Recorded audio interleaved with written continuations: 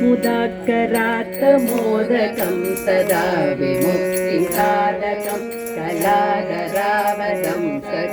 विलासिलोकरक्षकं मुदाकरात्तमोदकं सदा विमुक्तिसाधकं कलाधरावदंसकं विलासिलोकरक्षकं अनायकैकनायकं विनाशिदेवदैत्यकं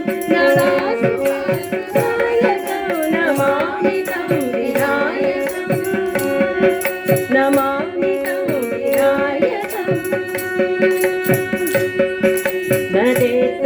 नदेतरादिभीकरं नवोदितारभास्वरं नवसुरारिनिर्झरं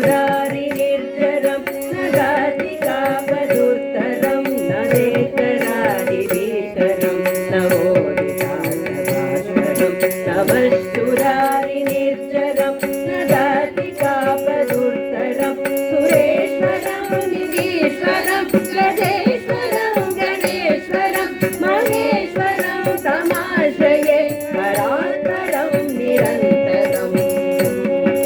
परात्परं निरन्तरं समस्तलोकशङ्करं निरस्तदैत्यकुञ्जरं करे गरोदरं वरं करे भवत्रमक्षरं समस्तलोकशङ्करं निरस्तदैत्यकुञ्जरं करे गरोदरं वरं करे भवत्रमक्षरं कृपाकरं क्षमाकरं मुदाकरं यशस्करं मनस्करं नमस्कृतं नमस्करोमि भास्वरम् नमस्करोमि भास्वरम् अकिञ्चनार्तिमार्जनं चिरन्तनोऽतिभाजनं पुरारिपूर्वनन्दनं पुरारिगर्वसर्वणम् अकिञ्चनार्तिमार्जनं चिरन्तनोऽतिभाजनं पुरारिपूर्वनन्दनं पुरारिगर्वसर्वणं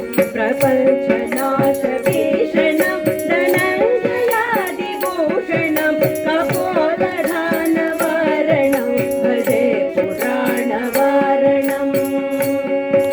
भजे पुराणवारणं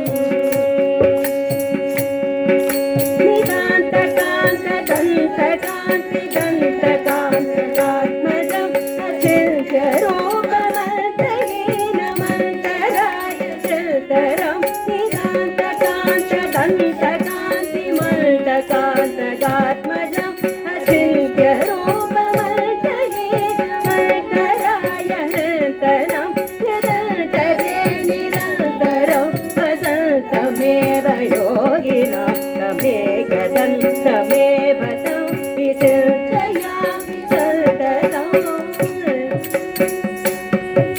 महागणेश पञ्चरत्नमादरेण योन्वदं प्रकल्पति प्रपादके हृदि स्मरन् गणेश्वरम् अरोगतामघोषतां सुसाहिते सुपुत्रतां समाहितायुरष्टपूतिमप्युपैदिशोचिरा समाहितायुमप्युपैदिशोचिरा